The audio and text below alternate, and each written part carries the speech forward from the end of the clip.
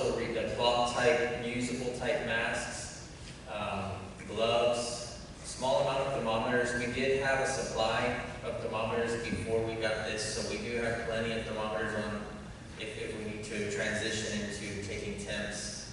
Hand sanitizer as well, and face shields for the ones that, you know, the masks are too intrusive. We do have also we do have supplies as well that we had before we got this. I'm looking at purchasing some more supplies as well, just to kind of have it. I'm worried if things start we get a bad resurgence. It was very, very hard to get supplies during spring break when we started. So I'm kind of slowly building up an additional supplies. Something that's going to be good is our warehouse system that we've been slowly putting into place.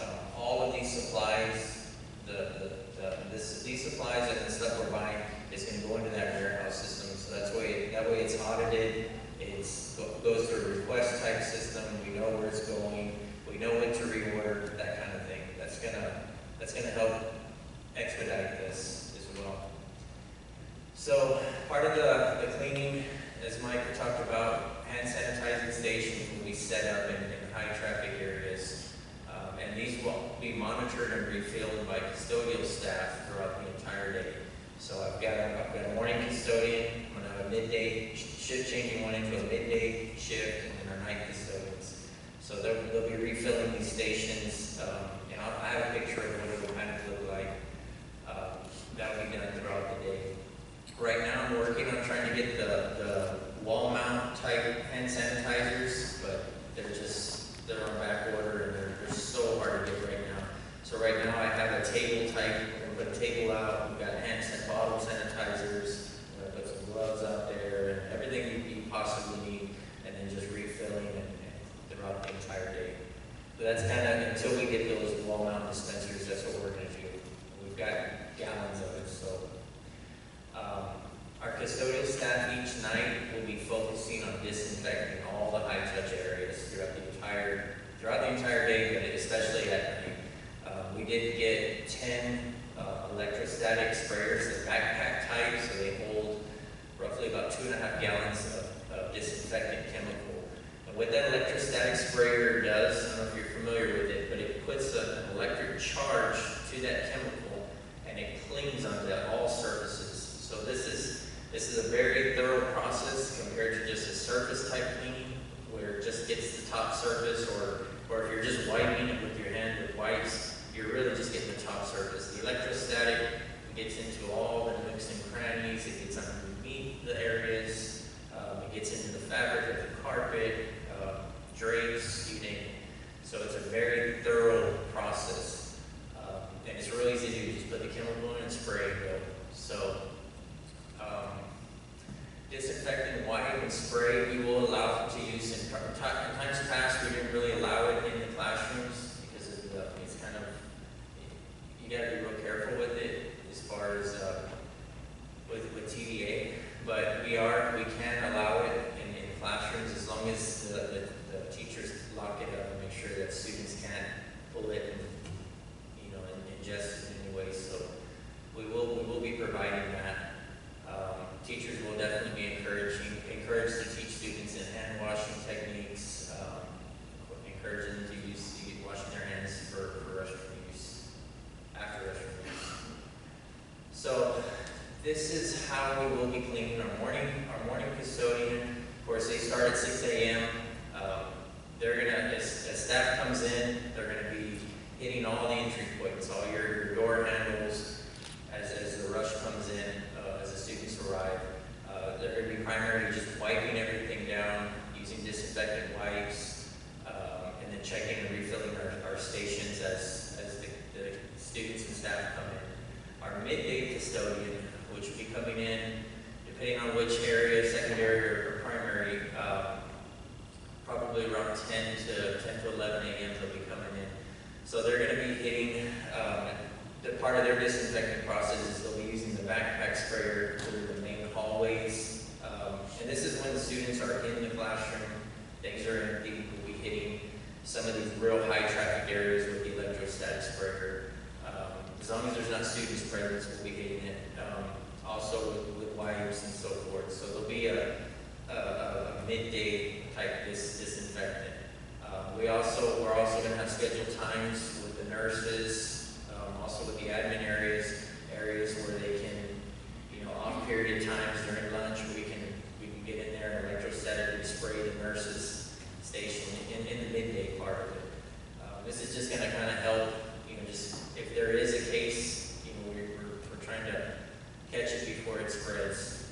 Our night custodians, of course, they're going to be disinfecting every classroom with the electrostatic sprayer. The offices, the gyms, cafeterias, you name it, we're going to hit it with the electrostatic sprayer every night. And this is to ensure that the next school day we have a sterile environment, a very clean environment for when the students do return. It's clean. So the night is really our big focus on disinfecting, and morning and midday is just kind of touching it up and hitting it again. We are going to start some disinfecting training on August 3rd with the week of August 3rd with our custodians.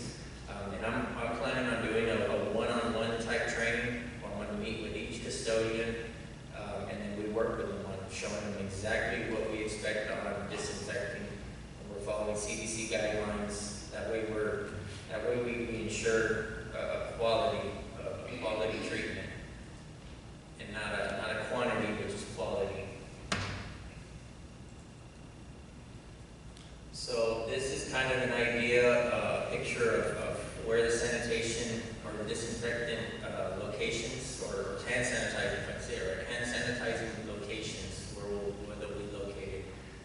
Basically these high traffic areas, in each hallway, near restrooms, of course our entry points, near the gym, cafeteria, our table. Sorry, it's a poor drawing.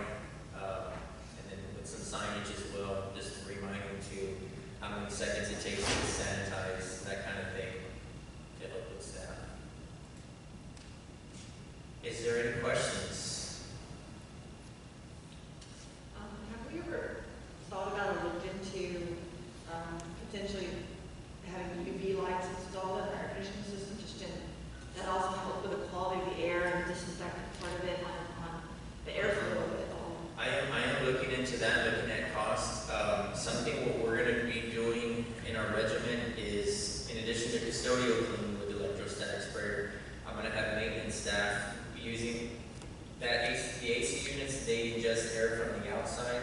It sucks in the air from the outside. So we're going to take the electrostatic sprayer and put it where that intake is and go through each unit. That's going to be on a regular basis to where it's going to suck in the electrostatic sprayer chemical and disinfect the ducts and so forth like that. So that's going to be on a regular basis that we do that. And of course it'll have to be after hours when we don't have students. And the chemical we're using, it's a very safe and friendly chemical. It is food safe, where you can actually use it in a kitchen environment. It doesn't require it to be wiped down afterwards, or it's a certain contact type of cleaner or disinfectant.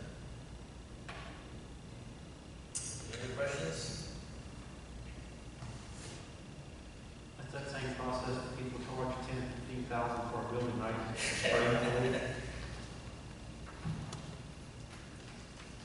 The next part is the transportation piece.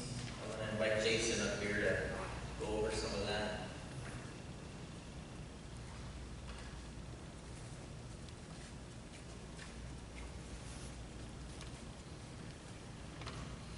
Good evening.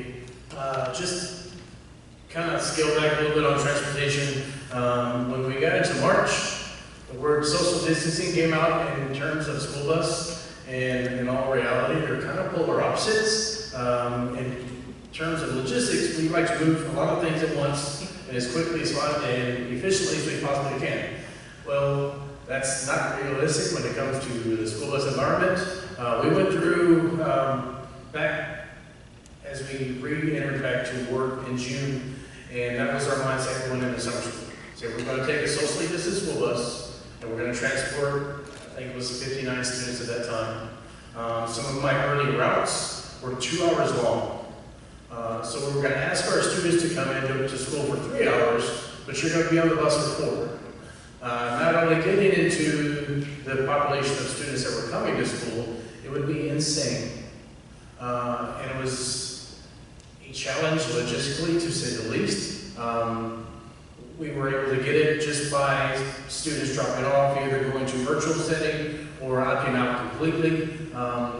To what was this morning, we were actually erasing routes because there were just no more students left to go. So with all that said, there's things that have changed in the transportation environment locally because they're a little bit more realistic and we can actually buy into it a little bit. But TA is asking, excuse me,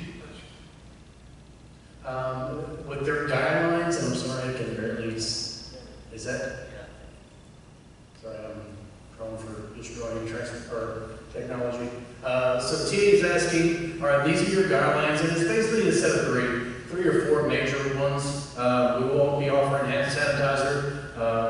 That is a little bit difficult to actually get. My original design was actually have a wall mount per se, to where kids can get on motionless, squeeze, whatever. Those are a little bit difficult to come from. Then you look at from a classroom perspective versus mine, how are we actually going to mount it? Some of our older fleet, a little bit difficult. We actually don't have a service area on it, other than the side of the engine compartment, or the other side of the new ones, a little bit more options. So we're trying to find something that's can accommodate across the board, that we have one station, one need to fill it, so when it comes to restocking, it's very simple. We don't have 20 different methods.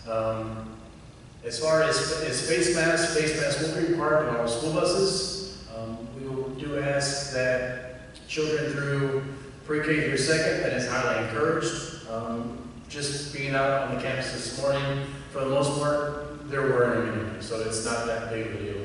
And for the other ones, we'll work through and teach them, and that's what we're here for. But masks will be required when boarding a school bus. Because when you cannot social distance and you're packing what could be, and it's kind of the confusing part as far as capacity. A full-size bus, what normally we say, is a 7-7 passenger. Well, that's for 3 students in a seat.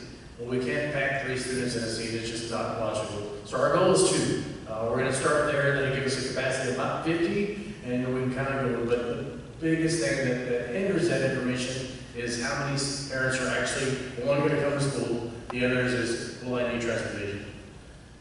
Do we really rely on our earlier survey? That's maybe kind of an idea of where we're at. I don't know, that's still yet to be determined. But the goal is to get those numbers in so we can start writing those people. Because in summer school, it took me literally about a month to get that lined up, and then it changes. It's just a lot of work logistically to try to plan that out to where it's efficient and safe. Bus windows, they're recommending that we open windows as much as we can. That's all fine and dandy, but when in August in Texas, it's not very popular to drive down the highway with the windows down because it feels like you have the heater on. Things that we're working on, the great thing about this is there's 3 national associations for pupil transportation that has met since probably the end of April that started this process, and there's now a 70-page document of guidelines and guidance of how to approach this situation. Whether you're on option A of going back to school completely, or going to option Z now for staying at home completely, and what various points in between. So after each individual run, so in a typical afternoon, some buses may have 3 runs, some buses may have 4. There will have to be built-in cleaning sessions in between, which is in turn going to make our routes longer, which in turn is going to put us from the start to the end. It's going to drag that out. We're working on logistics as far as how that's going to look. The evolution of electrostatic spares has helped that dramatically. Sorry, it's a new term. It actually came out, whatever. But it's just going to add that time a lot. In the importance of actually taking said wipes and wiping down from one side of the seat down to the other, or we just go through and spray. So we're working on those little pieces and trying to iron out those kinks and what that's really going to look like and how much it's going to affect our bus schedules. Because last year Intermediate and primary would get out at 3:10. By the time we load students up and debark, it would be about 3:17. High school gets out at 4. So that gives us about a 40-minute window. Well, on average, most of our routes are at least an hour long. So we were getting back to 4:30. Well, if we had to add 3 cleaning schedules in the mix, are we looking at 5? We're looking at 5:30. How long is that really going to look? So we're trying to figure it out. But then, like Dr. Cohn said, all that depends on numbers.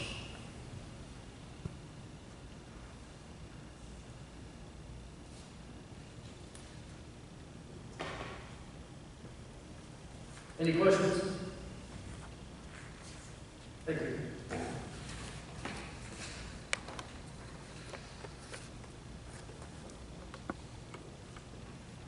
Close. Quick wrap up. I will be the contact for any COVID-19 concerns. We're asking that the community use the email info@lvisd.org. We will use that to answer all the COVID-19 questions, and we will answer those to that email. We'll also put all the questions that they have onto a Q&A document that's also on the website as well. So that'll be a living document. So any questions that the community has, we'll just throw that into that document as well. Plus, we'll answer their email.